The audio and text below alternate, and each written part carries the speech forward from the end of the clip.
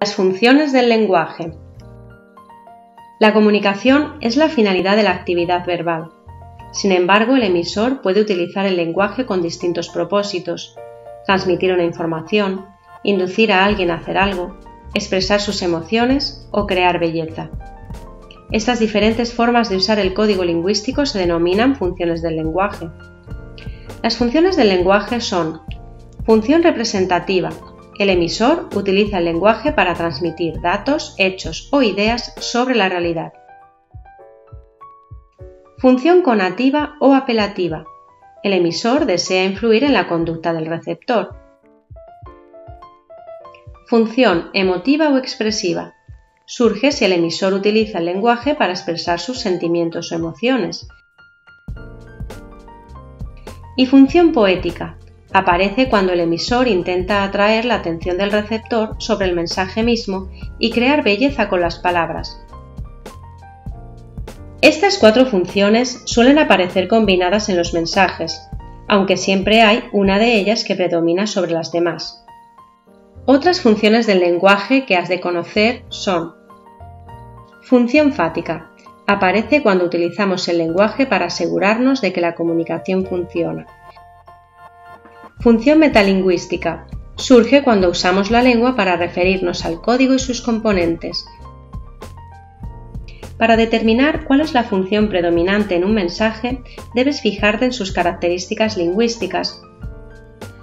Cuando predomina la función representativa, el elemento de la comunicación que predomina es el contexto. La intención comunicativa será transmitir información. El contenido del mensaje será información y datos objetivos. Entre las características encontramos enunciados asertivos, modo indicativo, tercera persona verbal y el lenguaje denotativo. Y los tipos de escritos en los que predomina la función representativa serían los textos científicos, los documentos, los informes, las noticias. Cuando predomina la función conativa o apelativa, el elemento de la comunicación que predomina es el receptor.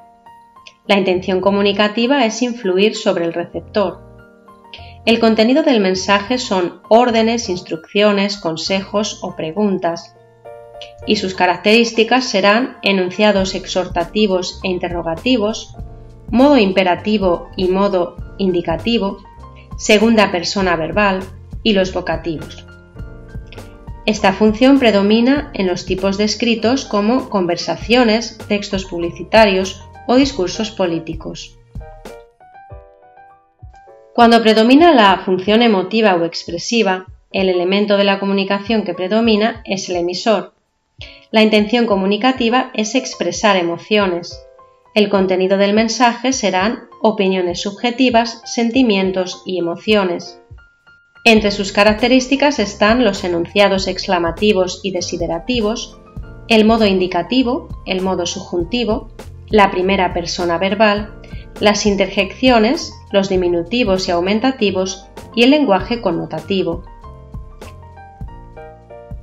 Entre los tipos de escritos en los que predomina la función emotiva o expresiva estarían las conversaciones, las cartas personales, los diarios y los textos literarios.